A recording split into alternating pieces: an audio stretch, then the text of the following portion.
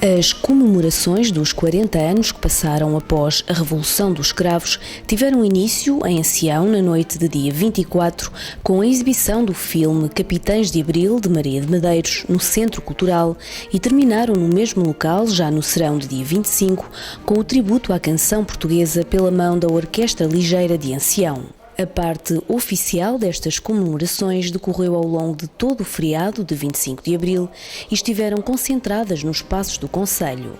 A abrir foi hasteada a bandeira nacional e ouviu-se a portuguesa pela Sociedade Filarmónica Ancianense de Santa Cecília.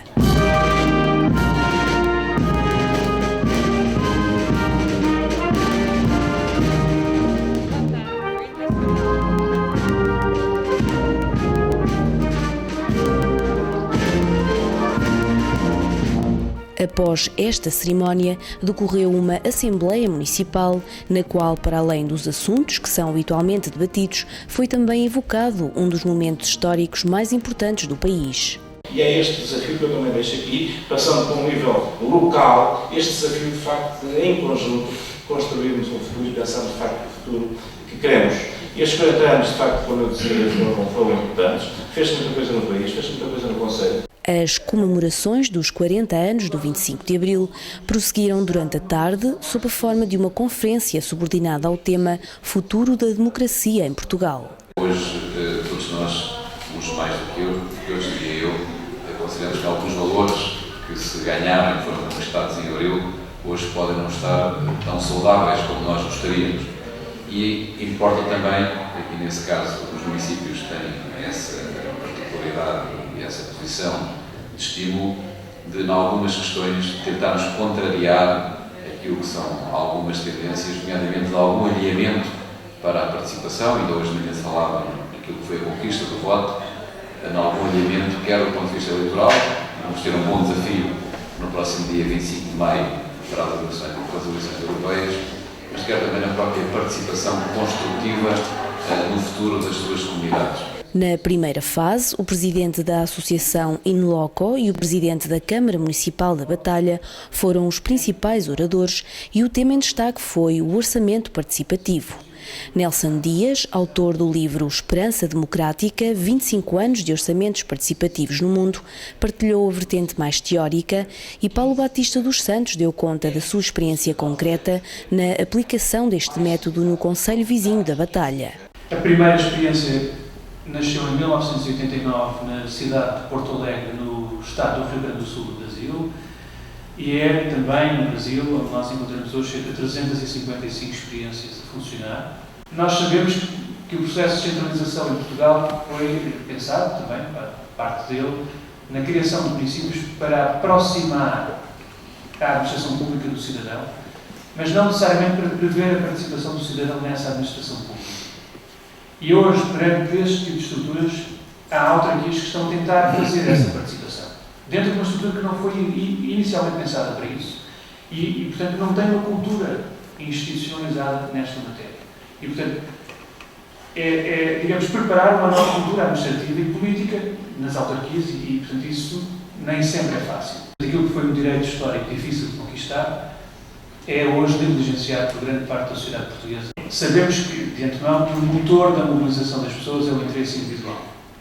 O que temos é que ser capazes de desenvolver um processo de participação que aproveite esse motor da mobilização, que é o interesse de cada um, mas colocar as pessoas num espaço de debate coletivo que as leve a fazer uma definição de prioridades face a recursos que são escassos. Não fiz melhor sondagem no meu município às prioridades, se eu quisesse, eu e os meus colegas vereadores, o Sr. Presidente da Assembleia Municipal, os eleitos, aquilo que são as principais preocupações dos meus municípios, foi o orçamento participativo. Dos projetos que nos surgiram, são projetos que fazem sentido.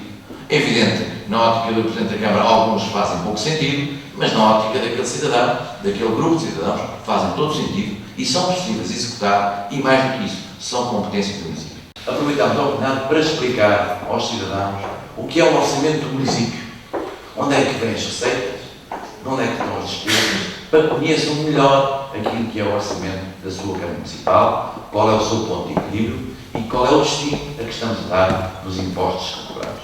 Eu acho que esse exercício foi conseguido, uma vez que as pessoas com mais facilidade perceberam onde é que está o seu IMI Onde é que vai os seus impostos locais? A segunda fase da Conferência Futuro da Democracia em Portugal teve como orador de destaque Luís Marcos Mendes, que, com o seu à vontade característico, deixou uma visão sobre o passado, o presente e, sobretudo, o futuro do país. A economia, nas suas mais diversas vertentes, foi o principal assunto que destacou ao longo da sua intervenção. Esta ideia, que durante muitos anos foi alimentada, de que podemos ter sempre mais despesas do que receitas, dá déficit. E dar déficit dá dívida. E dar dívida dá impostos. E a páginas tantas, evidentemente que um país está verdadeiramente a trabalhar para a sua dívida e a trabalhar para o seu déficit. Assim não é complicado. É, de facto, a economia privada que cria emprego. Mas em tempo de dificuldade, o Estado tem a obrigação de ter políticas ativas de emprego. É uma homenagem aqui ao objetivo da coesão social. É um valor importante. Mas se um privado gere melhor que o Estado, o privado pode fazê-lo. É menos dinheiro que o Estado lá mete. E se é menos dinheiro, é menos despesa pública. Porquê que só os transportes em Lisboa e o Porto é quando está na mão do Estado, quando muitas partes do país estão nas mãos dos privados? Mas são os meus amigos da Ciel que pagam os milhões de euros de prejuízo da Carris e do MED e dos STCPs, dessa coisa toda que é Lisboa e no Porto, para alimentar ali um conjunto de parasitas. Portugal tem um problema seríssimo neste momento. Já tem há vários anos. E quanto mais tarde, quanto mais tempo levar a enfrentá-lo, pior. Nós temos hoje uma situação que começa a ser dramática. Nos últimos 4 anos, pela primeira vez na nossa história, tivemos mais óbitos do que nascimentos. Não há, portanto, renovação de gerações. Este é um problema sério. Seríssimo. As debilidades da classe política foi outro dos temas sobre os quais falou, terminando com um desafio. Esta incapacidade, esta falta de vontade, esta falta de coragem de às vezes atacar alguns problemas, faz o quê? Que as pessoas possam descrever cada vez mais da política, dos partidos e dos políticos. Pensem não apenas nas próximas eleições, mas pensem sobretudo nas próximas gerações.